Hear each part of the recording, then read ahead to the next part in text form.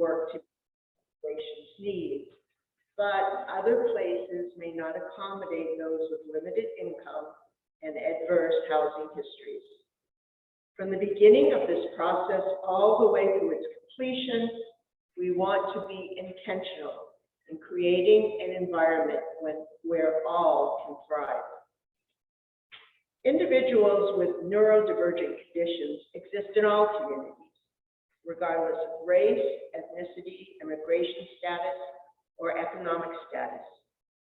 In the young adult neurodivergent population, approximately 35% are white, 34% Black or African American, 13% Hispanic or Latinx, 11% multiracial, 3% American Indian, and 2% other.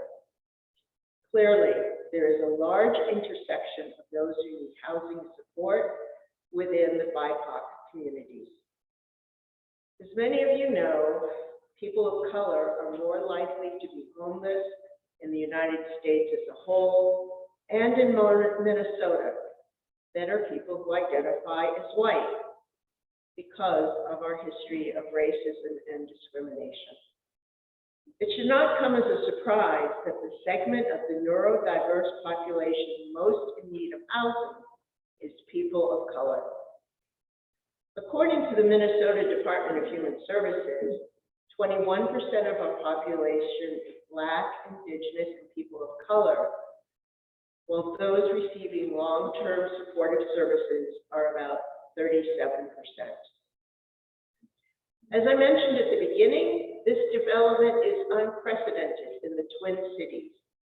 We, as members of faith groups, public officials, or residents of Richfield, should all feel proud and ready to come together to make this development a reality, to take this idea and bring it into the real world.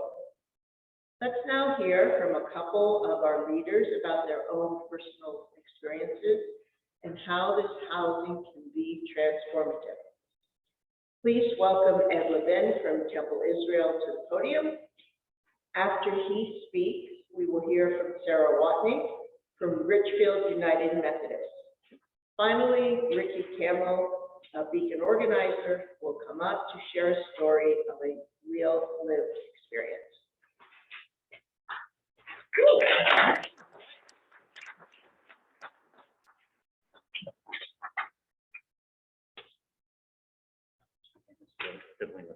Thank you, Gail, and I thank all of you for being here tonight.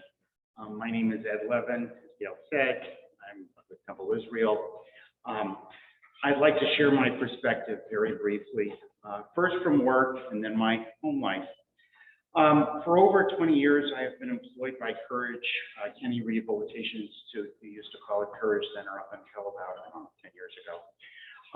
And I'm working in the community with adults with disabilities like traumatic brain injury, autism spectrum disorder, and other neurodiverse diagnoses, helping clients keep their housing, pay bills, manage their bank account, navigate the social service and health medical systems. So I should know this pretty well after 2 decades. That said, my number one priority, it's been a rule, if one has rules these days, is roof. Never, ever put your roof at jeopardy. That said, nothing puts up butterflies in my stomach like a housing search for one of my clients, really and truly. It's a wonder I'm here at all tonight, but it's just such a basic need, and when it's not there, it could as well be a chasm as wide as the Grand Canyon. Anyhow, there just aren't enough places to live for the people who need it. And most of what is out there is beyond the budget of my clients who are on Social Security. In other words, a fixed income of about $950 to maybe $1,300 if they had a longer and significant work history. About 90% of my clients need subsidized housing to afford rent and pay for the necessities of food, utilities, phone, cell, electricity, and gas. Think about it. If you should pay about 30% of your monthly income for housing and you're getting $975 a month, That's about $325 you should spend on rent, right? That's the math, 975 divided by 3.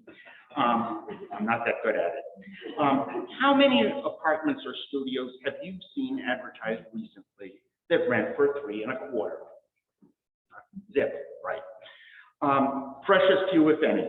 That's where a housing with a subsidy like this Richfield project are so vital to the lives of people with disabilities and people with neurodiversity. For virtually all of my clients, I assist them in maintaining their roof, as I said, making sure rent is paid, they follow lease rules, and renew their lease. This support that is vital to help people keep their roofs. The project that we're talking about tonight brings that housing support and affordability.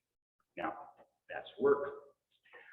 Off the clock, I am with my wife, the parent and guardian of our 23-year-old child who is neurodiverse because they have autism spectrum disorder, ASD, as well as anxiety and bipolar. Just to remind you, ASD is a developmental disability and one of a number of conditions that also make up neurodiversity. Said just a minute ago. Now, my adult, who is 23, lives with my wife and myself. We are both guardians, as I said. And heavens, they want to take that next step. Who in here is 23 and wants to live with their old man? Just think about it, okay? They want to move and move on, but where? And that is the question we as a family are facing right now. Now, this housing that we're going to be talking about and learning more in just a little bit here could be the right place for my kid. Maybe they would be a better candidate for a group home of some kind. I frankly don't know. That's what we're finding out. But frankly, having this in Hennepin County, here in Richfield, could make a big difference to not only to my family situation, but my child's peers, because there are so many kids coming up now. We really need this. There are many families who are exactly in our situation who really need this type of housing, who are not as fortunate enough to pay their loved ones' rent as we luckily can. Remember that income-based subsidized housing, as this project aims to be, typically charges 1/3 of a person's income, regardless of the amount they receive. That is a key affordability feature for people with very low incomes, at or below 30% of area median income, AMI. This project also provides support to help people maintain their housing, their roof. Remember my number one rule here about making sure a person has a roof, a place to live. Just because you provide an affordable roof, however, does not mean they will successfully live under it. Well, with the supporting services of this project, the on-site support staff to help residents deal with those knotty situations like conflict with another resident, difficulty remembering when to pay rent, and so on, there is someone already in the building on the lookout who can help offer help before things get out of hand. I could go on, but I hope that what I have said gives my perspective as someone who both works with and parents a young adult with neurodiversity. I do hope you now can see the difference this kind of housing makes for both young adults with neurodiversity and their families. And thank you.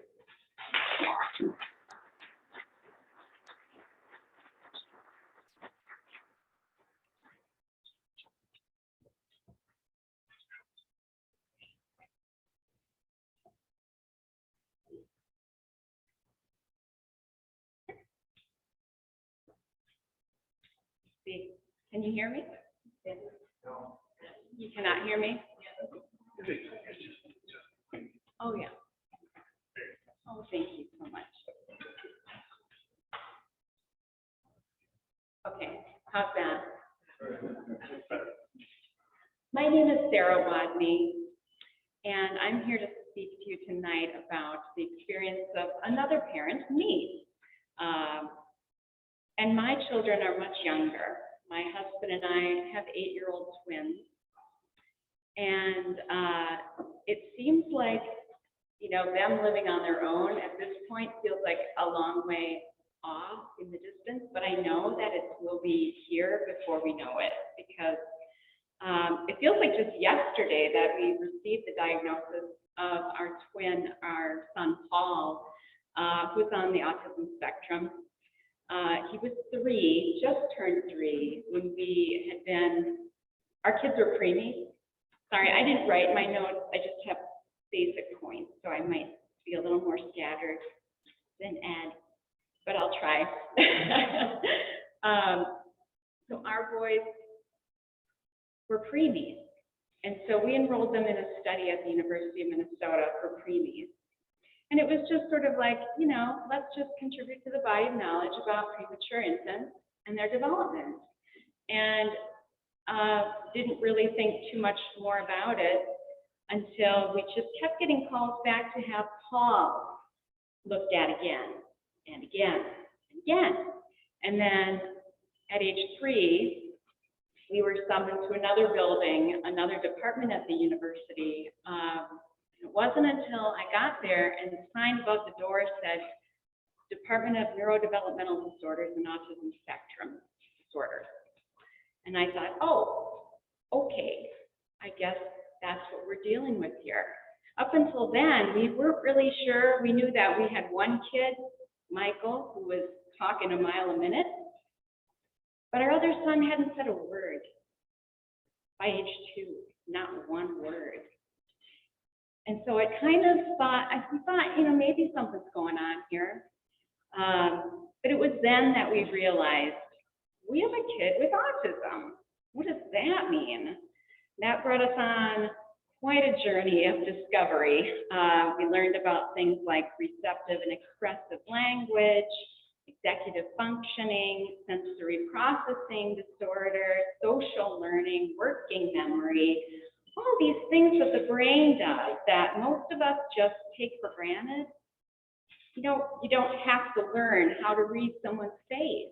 If they turn away from you, you kind of get this picture that this person's not interested in talking about what I'm saying anymore.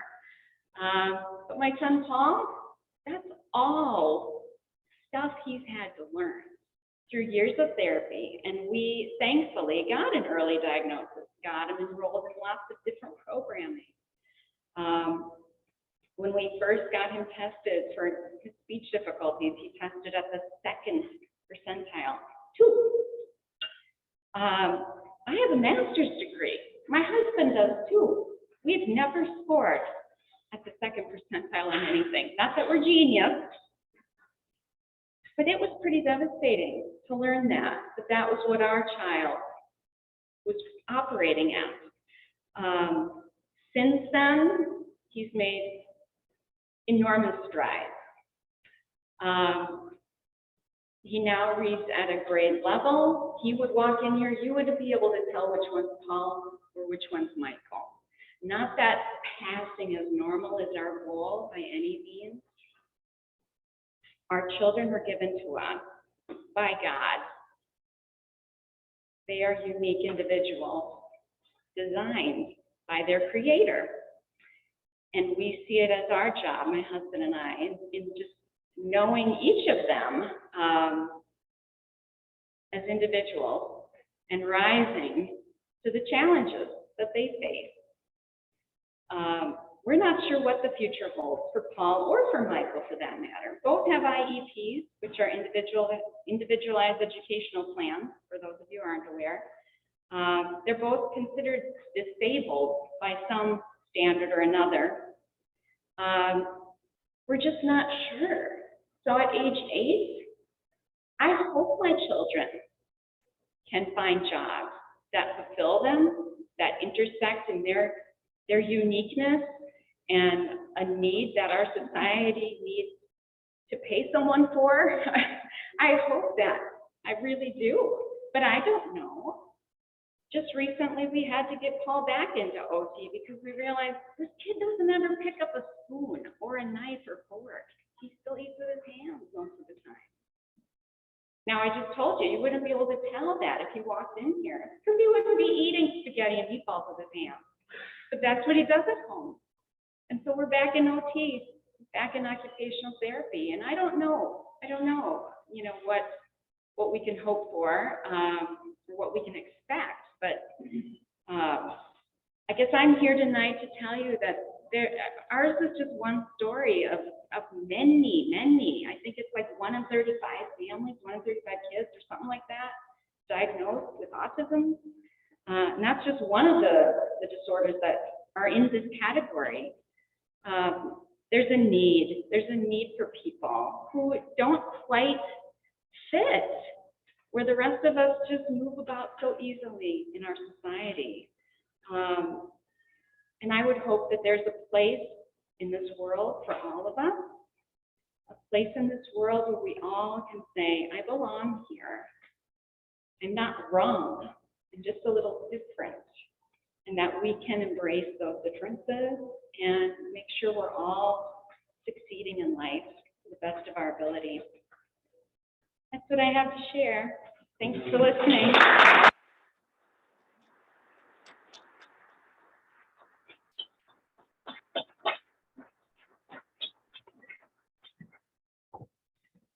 Thank you both so much to our wonderful speakers who shared a little bit about their own stories with us here tonight. And something that very much resonated with me is this idea of all of us being creative and just being able to understand and be able to provide those services so that everyone can offer their perspectives.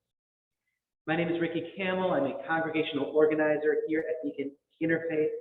I am here to read a story, another story that is not mine, but one that we have that can also help us understand some of the challenges, some of the issues, and some of the ways that we can come together to really make change in our community. Johnny entered our youth supportive housing as a 19-year-old man. He was a self-supporting Sioux American Indian from Pine Ridge, South Dakota, living with fetal alcohol syndrome disorder, ADHD, and a long history of foster and group home care as a minor because his mother's rights had been terminated early in his life.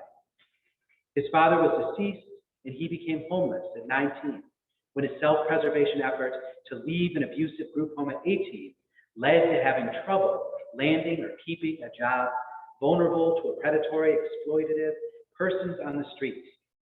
He'd been paid for sex acts to get access just to forget basic needs, and having difficulty advocating for himself. Though borderline IQ, he was savvy and gritty and often slept in St. Paul skyways. Johnny wound up couch hopping, then finally at a local men's shelter. He showed up in supportive housing as a homeless youth, but was also had neurodiverse issues youth who was neurodivergent, with extraordinary and not well understood or treated challenges.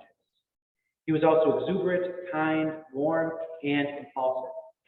He lost his unit keys daily, blew in and out of jobs and projects, and baked a lopsided cake to share at the housing annual party.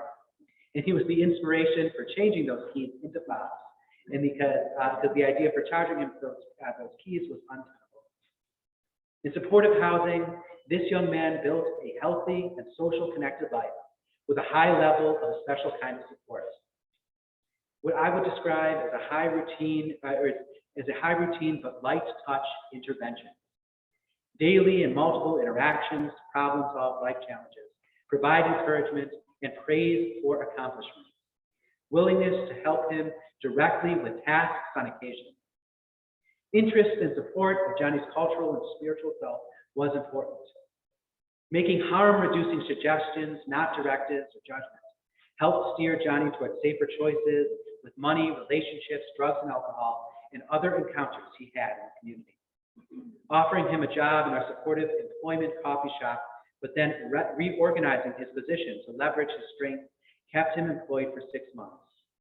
Rather than preparing coffee drinks, his role involved greeting customers and asking if they wanted anything else, deep cleaning the cafe after close, and preparing the stock room.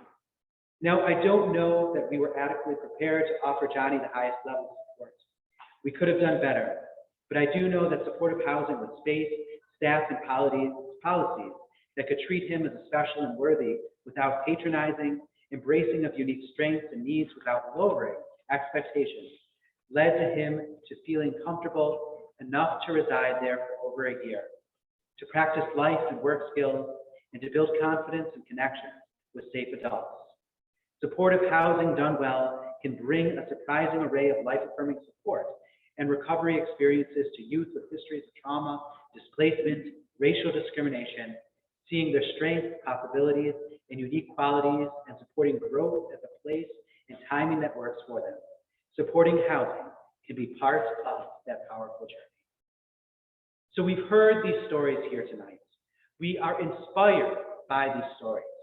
But now we are going to take the time and actually take that inspiration and aspire to something greater, to aspire to a world where everyone in all of themselves are able to get the help, support that they may need, and are able to thrive, and where we can all learn from their perspectives. So it is my honor to invite up Kirsten Spreck, who is our Director of Housing Development here at Beacon Interfaith Housing Collaborative, who's going to share a little bit of our vision of what this development might look like. Let's give her a round of applause.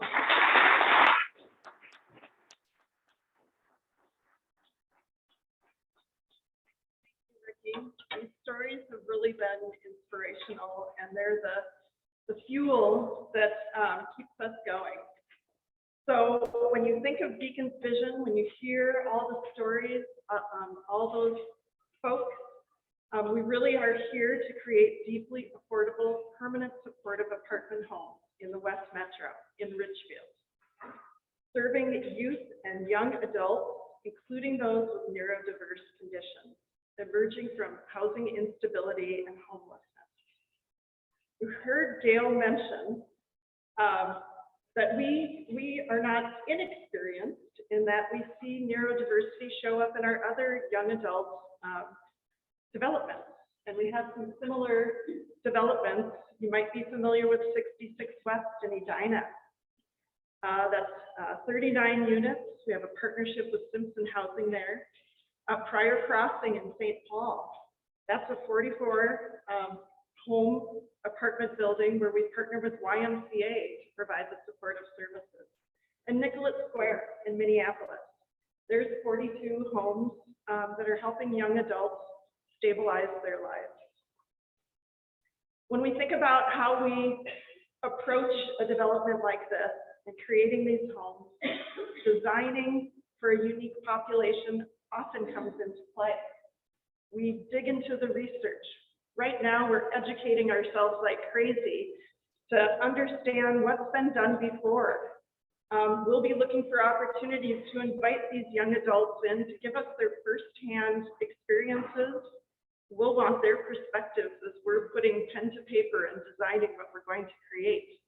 We'll build on our own experiences and technical expertise.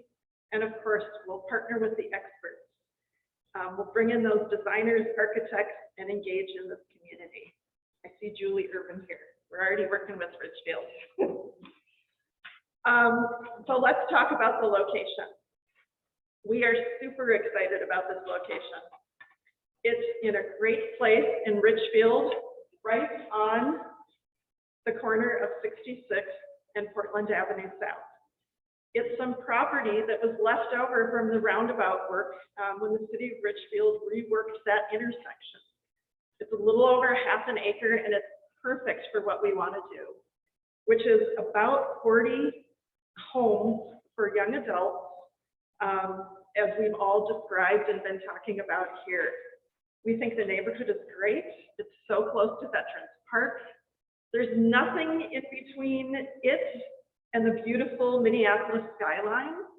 So it's just a great location. And transit, with the rapid transit and the new stop going right at the front door, we just think this is going to be a great fit, and we can't wait to integrate into the neighborhood and the community. Now we want to share the name. We're also excited about this name. Astor Commons is what we'll call this development. As the team was looking for that inspirational name and thinking about this unique population that we want to serve, Astor came to mind. So Astor really is that flower that blooms in a variety of colors. And the neurodiverse often utilizes the rainbow infinity sign to represent their community. We think that asters also are identified with wisdom and valor and love. And we just felt that this would be an amazing component of this name. So my last slide is a little bit about it takes a village. It takes a collaborative like this to make one of these developments happen. There are resources we need to compete for. There's lots of folks out there competing for this, and we want to make sure we've got this alignment with Hennepin County's priority population this year. And we'll be going after the capital resources needed to develop and build, the services funding that's needed to support the residents who will live in Astor Commons, and of course, the rental assistance that make it all work and affordable. And we'll have land use, and we'll be talking to community, and there'll be lots of opportunities to engage with us in the process. We're super excited to be here, and so glad that you organized this event to introduce this exciting opportunity that we're diving into. So thank you.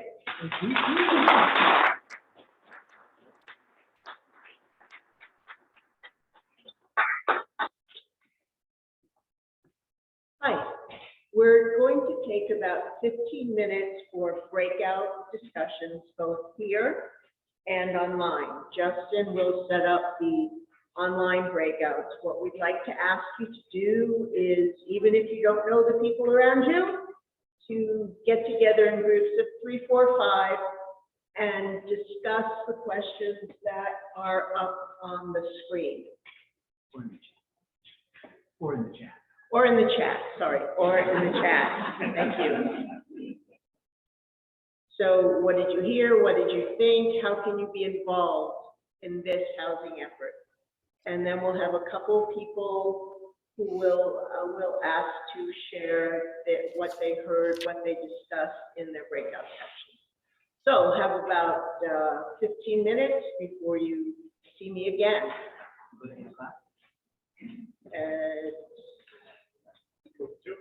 It's 4:45, so 8 o'clock, yes.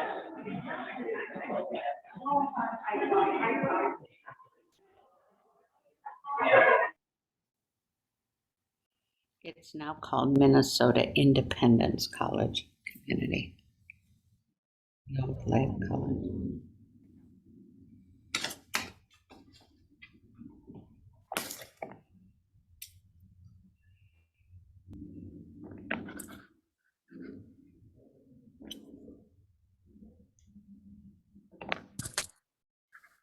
All right, we'll see you in a few minutes.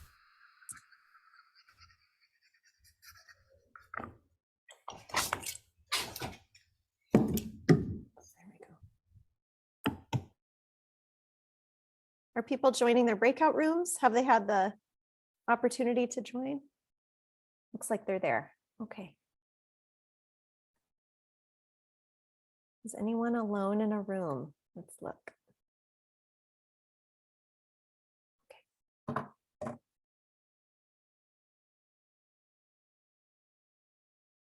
All right.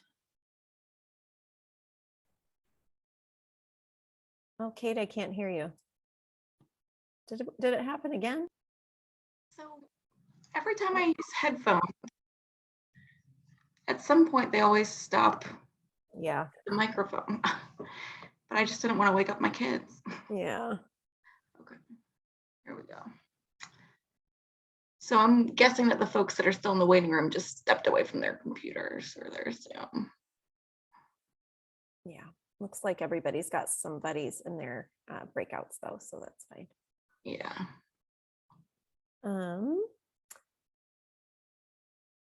Kate, I'm just going to stick around. I don't really want to stay till 8:30, but I don't want to leave you hanging. Do you see why it was a little frantic when I was by myself with the rally? Yes, I do. Yeah. Yeah, we'll debrief some of that later. Okay. So the next thing is to have the JOT form ready. I'll go copy that link. You have that? Yep.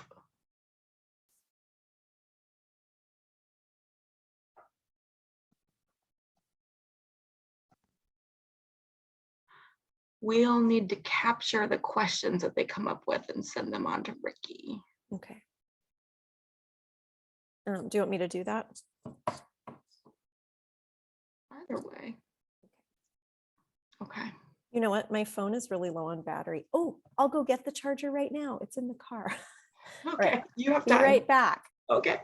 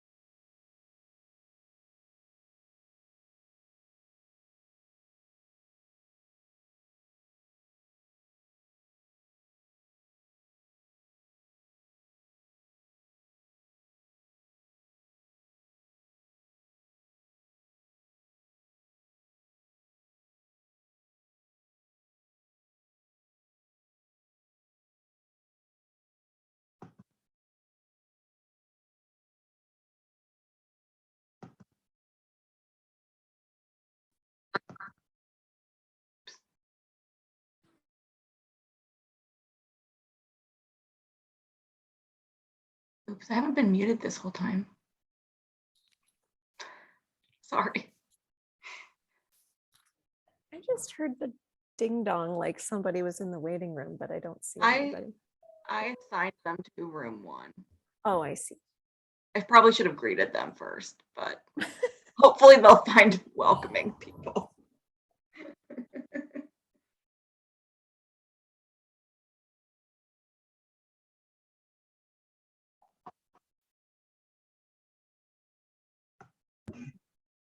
Hi. Hey, Kate Noel wants to say hi. Thank you for last night. That's right. Oh, that dessert. Thank you. It was my sister's baby that was born yesterday. And the baby got to try chocolate for the very first time.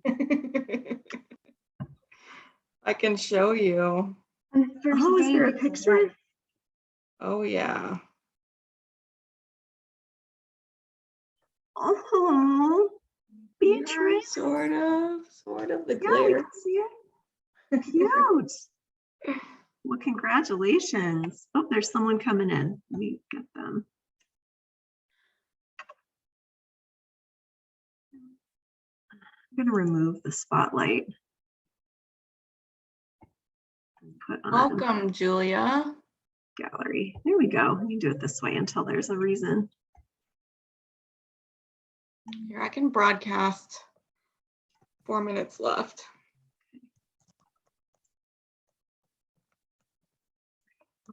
Do you know what? Kate's going to handle this, and you and I are going to have a little game time and get ready for bed, okay? And Kate's going to let me know if she needs me to get back on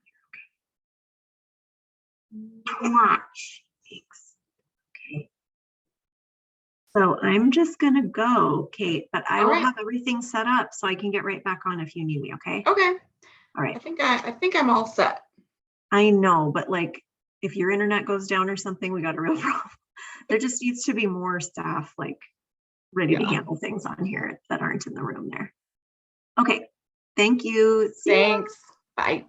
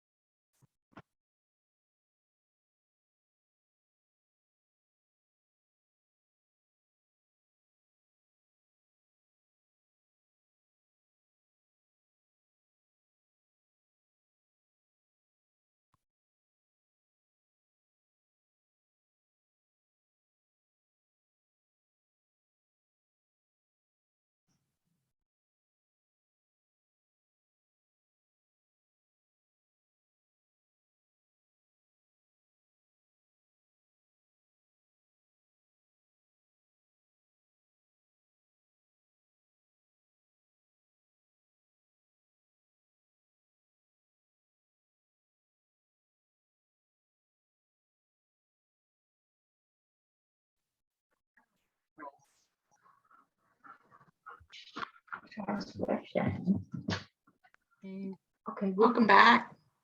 Thank you.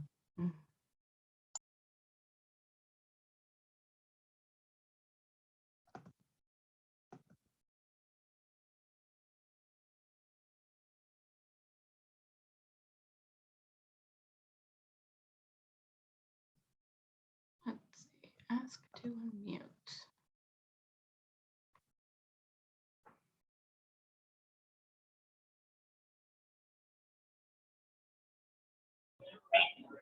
And it There is we go. wonderful to see how passionate you are on this subject. That is just wonderful. So I'd like to invite a couple of people up. Don't worry, they already volunteered. I won't be calling on anybody. So I'd like to invite Pat and Bruce to come up and share what they discussed in their groups. Bruce, Pat?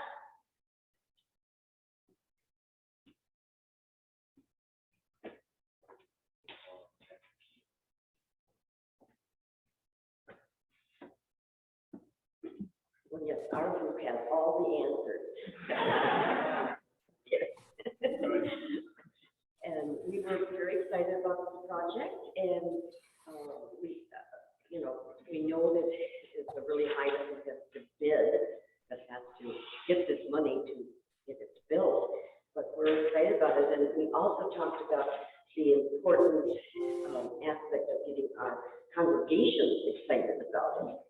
And so we feel that in progress, unique situation that they're setting up to help the neurodivergent youth in our communities, that is a really good award. So we're excited about it. We love that it includes everybody. And, we really hope that the funding comes through.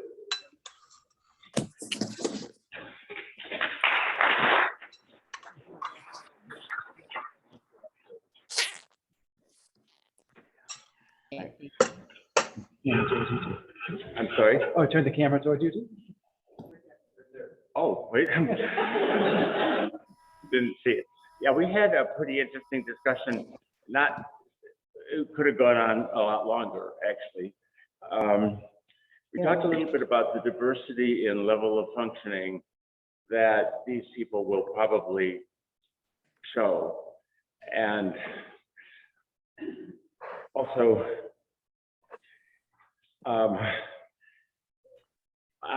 what implications that has for the service provider that we would find for the place.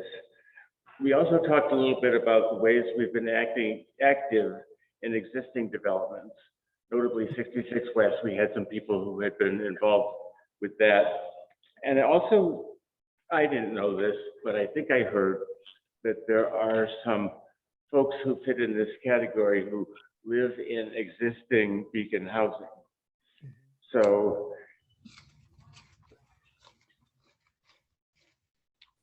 it's not known, I guess, whether some of them might be appropriate for Astor Commons, but it's not like it's a group of people that we haven't encountered yet, and they're probably being underserved. My own not very well informed suspicion was that in other settings, these people are getting sort of hit and miss services.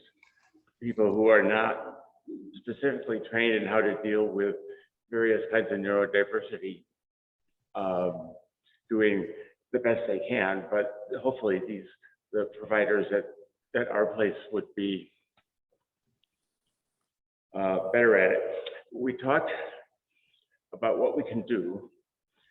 Notably, there's the money, but we also talked about showing up, and everybody here probably has had experience with or had heard about people showing up at city hall meetings and being sort of an advocate for a new development in various cities.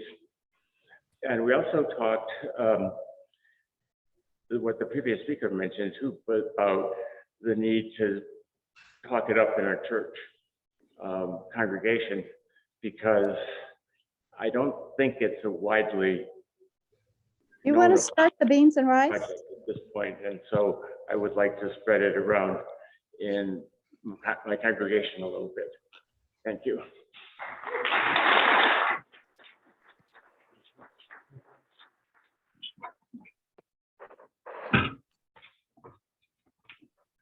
Thank you both for sharing.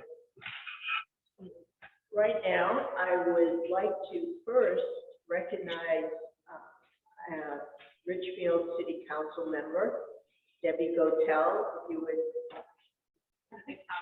Henry County, sorry.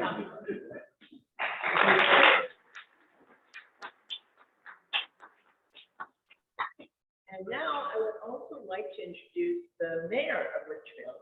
You are the mayor of Richfield. Maria Reagan Gonzalez, who is the mayor of Richfield and who has honored us by coming here tonight. Thank you.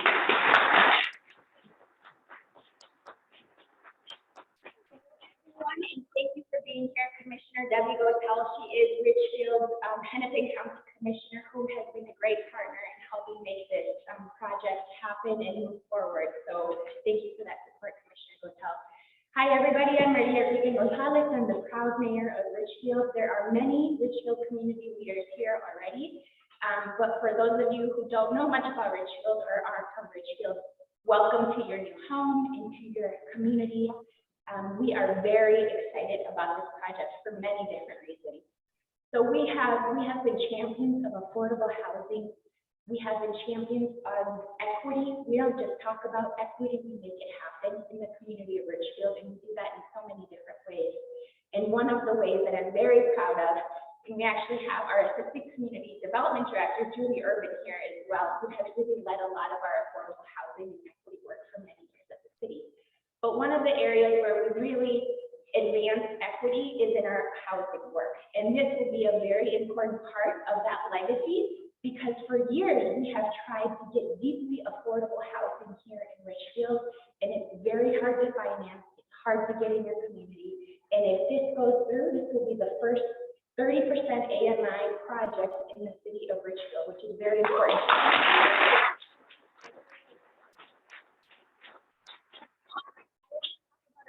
Other things that around affordable housing that we do in Richfield, and then I want to talk about why this is so exciting.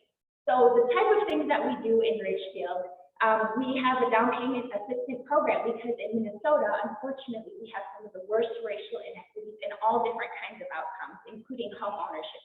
So one of the things that we've done in Richfield is a first-time home buyer's down payment assistance where you get up to $20,000 for free, 0% interest, 100% forgivable. And that program has been wildly successful, with over 90% of the people accessing that program are people who have historically been left out of homeownership. So we are creating pathways in our city to homeownership and making that more inclusive and equitable. Just recently, we partnered with a manufactured home community in Richfield that a lot of people don't know even exists. And we supported them in becoming a cooperative, a resident-owned cooperative. We help in financing new houses as well through our our down payment assistance program. When we had the first new apartment complex in East Richfield since 1970, which was the Chamberlain Apartments in East Richfield, where I live, right down the street from where this will be, we made sure that instead of having them knock down the existing affordable housing that was there, they actually acquired it, improved the conditions, kept families in their homes, didn't raise the rates. It was fully financed by unions, and it was 100% union built. So these are the types of things that we're doing in our city. We partnered with Aon to make sure that thousands of community members that were at risk of being displaced in our city got to stay in their homes. And not only did they put in a blind counter offer of $38 million, which is what it ended up becoming, not only did they put that blind counter offer in partnership with us to keep families in their homes, but we've been working with them since then to improve the conditions and not raise the rates and continue building community. And there's many more stories like that of the awesome work that we've been doing for years and generations in Richfield to maintain this city as a place that's welcoming and inclusive for everybody. So this is right in alignment with who we are in our city.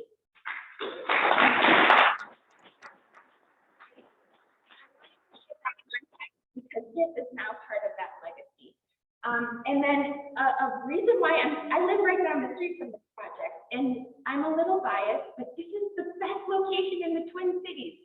You can see the skyline. You can bike right from that front door to Target. You can bike to the only wildland preserve in the urban core, which is Wood Lake Nature Center, right down the street, 150 acres of pristine wildland. You can can bike to the universally inclusive playground that was just built on Nicollet by the library, right down the street from it. You can bike, you can walk anywhere, you can take the bus and go anywhere in the metro from this location. It's a beautiful location in our community, and we're very excited and very proud to have this here. And I will tell you that it's going to take a lot of work. Building community and building a community that's inclusive and welcoming for everybody takes all of us, not just platitudes, not just charity, but actually taking action to make sure that the community members that join our community in this complex feel welcomed, feel included, and feel integrated in all of your communities, but in Richfield as well. And that will be generations of work that we have ahead of us to do together. But we are very excited. If you listen to the recording of the study session that we just had with our Housing and Redevelopment Authority, our City Council, and our Planning Commission, every single person was excited and overjoyed about this project and very enthusiastic to support it. So we open our arms to you, welcome you to our family, but it's going to take a lot of work, and we need you to be right there by our side to make this a reality in Ridgefield. So welcome to our city.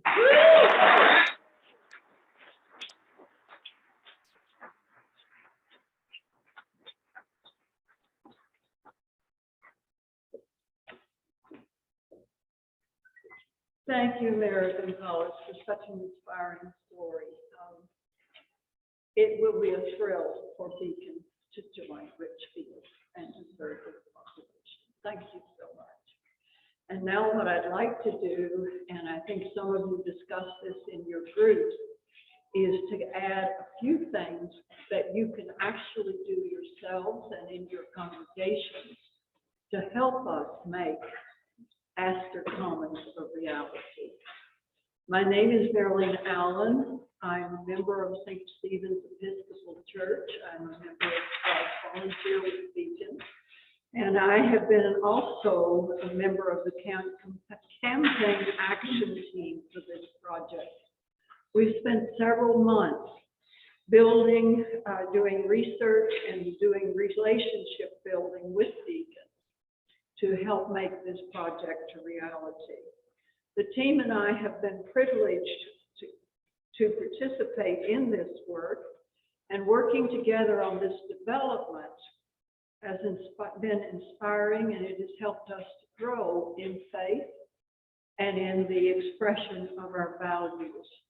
And that is the kind of sharing that we would like you to take part in with us on this project. Three things I'd like to talk about specifically. First of all, we encourage all of you to learn more about the neurodiverse neighbors in your area, and also about the need for deeply affordable housing and what it can mean to people. Speak to the people in your communities, with family, with friends. Ask if they know anyone with autism, if they've had any experience with it, if they know anything about it, ADHD, or other neurodiverse conditions. I think you'd be surprised at how widespread these conditions are and how important it is that we provide some of the support for them. Listen to the stories, understand better how this housing will impact all of us and just how transformative it can be. Beacon will also be providing workshops and faith community presentations to increase our knowledge about this project and what we can do. Secondly, we also need your help as an advocate for deeply affordable housing. Why not come to one of our research and relationship meetings? You can do that either virtually or in person, whether it's with someone from our Richfield City Council, someone from Hennepin County, the Met Council, or state. You would be very welcome, and your presence would be extremely valuable. Our next step will be a land use meeting, to declare the need for more affordable housing right here in Richfield. We expect this to be in late summer to early fall. We especially need residents of Richfield to speak up and show their support. And of course, we want the help of all of the collaborative, and that means all of you. One of the things that's very important is to bear witness to the importance of projects like this. We are a collaborative of almost 100 congregations. We all want this kind of deeply transformative change, and officials need to know so many of their constituents want this. We call the governor, we call other people, other officials and so forth. When we say we're from Beacon Interface, they start counting the numbers. Make sure you get counted in that. Let's change the response from NIMBY, not in my backyard, to YIMBY, yes, in my backyard. I don't do that. Finally, before a shovel can go into the ground or even hit the dirt, we need some private funds in place to leverage the public funds needed. There are 40 units planned for 40 individuals. It costs $15,000 per unit just as seed money before they even start with the shovel in the ground. Please go to your congregations, your faith communities, your justice committees, your outreach bodies, and others of those that you know about who are able to help fund transformative projects within your communities. Now, I know that this is an old statement to many of you, but that doesn't change the fact that it is true. A budget is an ethical document. How do you want yours to change the world? Ask yourself that question. A couple of our Beacon staff, Nancy and Nestor, which you probably met as you came in, they're around here. They're going to pass out action cards where you can tell us how you all want to be involved. Please fill them in right now. I'll give you a few minutes and we will send baskets around to collect them. And for our Zoom room people, Justin and Kate will put a link in the chat or that will take you to those action cards. So we'll take a moment for everyone to fill them out. Remember, with our collective will, with our collective compassion, we can bring about Beacon's vision, our faith community's vision, our individual vision, that all people have a home. If you would fill out those cards now.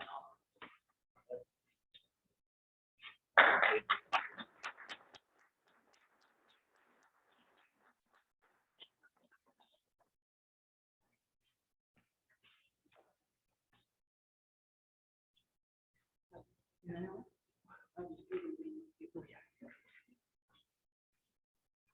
You're not on the speaker.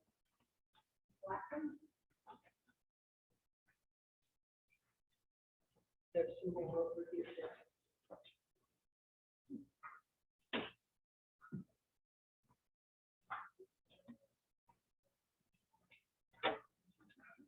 If for any reason you're still working on them, it's important you go right ahead and work. But be sure you leave them with us on the table before you leave. I would like to invite up now the Reverend Cindy Hilger from St. Martin's by the Lake. Woo!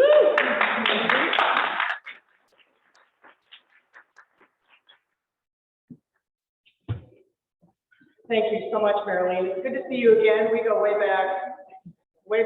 Today's long past, working on various projects. I do represent St. Martin's by the Lake, which is a long ways from here. And it is sandwiched between Wayzata and Mound. And I'm here though because we were very early part of a very important project that Beacon put together a few years ago. Wayzata Community Church asked Mark Bailey, who's part of Wayzata Community Church, and he's sitting in the back, and he's now on the Beacon board, invited our congregation to come in with theirs and to work on a 40-unit building called Cranberry Ridge in Plymouth. That was a building for working families. And it was a tough haul. In fact, when we started it, we didn't have a mayor like you. We had a mayor in Plymouth who was adamantly opposed. And like you, she was not running for re-election. She had nothing to lose in going up against us. And we had council members who we met with them 2, 3, 4, 5 times. They would never put their cards on the table. We had no idea what they thought, except for 2 out of 5 or 6. And then talk about NIMBY. We knocked on doors. We knocked on doors, and then we knocked on more doors. And there was fierce opposition to this project. But you know what happened? One by one, we got congregations on board. And the night of the vote, there were more than 300 people crushed into the Plymouth City Hall. And Cranberry Ridge passed by the slimmest of margins. And I want to say, this week, Cranberry Ridge is opening its doors, and people are moving in. And it is the most exciting.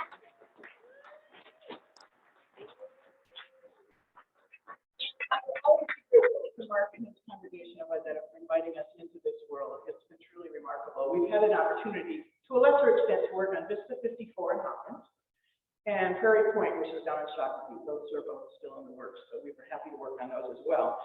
And I think the point I would like to leave you with is the power that we can be as we work together congregationally with faith as our guide is incredible. What we can get done. It's a testament to Cranberry Ridge, which is being built, these other projects, and now this one here that we've introduced tonight. I firmly believe that what we are doing to help the marginalized and folks who need a hand is important, but it's important for the communities to welcome us and to create a vibrancy with these different projects in these communities. And so speaking of community, I want to talk just very briefly about Richfield. I asked Beacon if I could be here tonight, even though my congregation is way out in West Metro. Because I grew up here, just down the road. 73rd and 15th, where my 89-year-old father still lives in our Richfield Rambler. My mom would drive down 76th Street every morning, take a left on Penn, cross the bridge. She was a teacher for years in the Bloomington Public School District. And I spent a lot of time in this room when I was a kid, because one of my best friends from Centennial Elementary was Karen Upsall. Somebody know the Upsalls? Yes. Her dad was pastor, and he was president of Golden Valley Lutheran College. And I would come with Karen some nights on Wednesday nights, and we'd be in this room, a youth group. So my roots in Richfield are deep, and I still am at my dad's all the time. I walk around Wood Lake Nature Center all the time. It's one of my favorite places in all of Minnesota. And so I know what it is to be a part of this community. And I know what this community means to people who grew up here, who work here, and who live here now. And so as we leave here tonight, I hope that you can take just a little bit of this enthusiasm that I have for Richfield, that the Beacon team has for Richfield, that the city officials, county officials have for Richfield. You can bottle that up and bring that into your congregations and let them know that this is a welcoming, wonderful community, and that the young men and women that will be served by Esther Commons will find a place where they are supported, where they are loved, and God willing, they will be able to stand on their own and live vital, independent lives. Let's go, Richfield. Amen.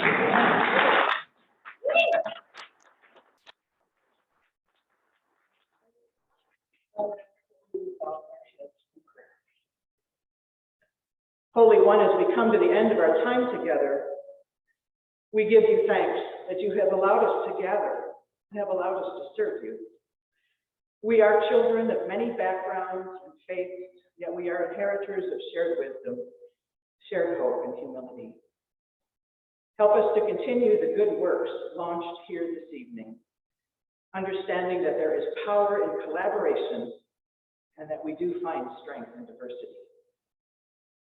So tonight, as we leave the sacred space of Woodlake Lutheran, we ask for your presence to be with us in our travels, to keep us safe, and to be ever mindful that as we enter the warmth and comfort of our homes, that someday all people will have a warm, safe place to call home. May your blessings be upon us, and may they give us peace.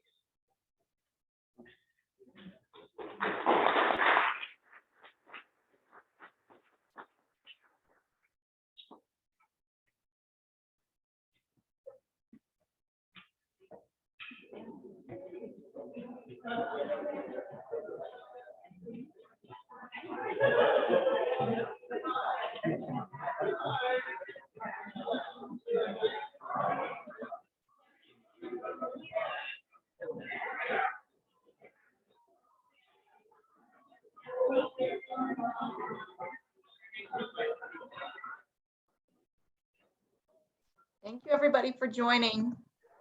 Thank you. Night. A joy to have you. Good night.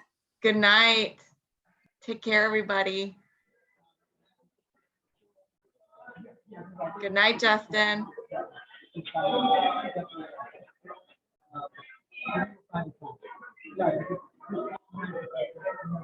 Oh, you can say it now. There's only 6 people left. Good night, Tom.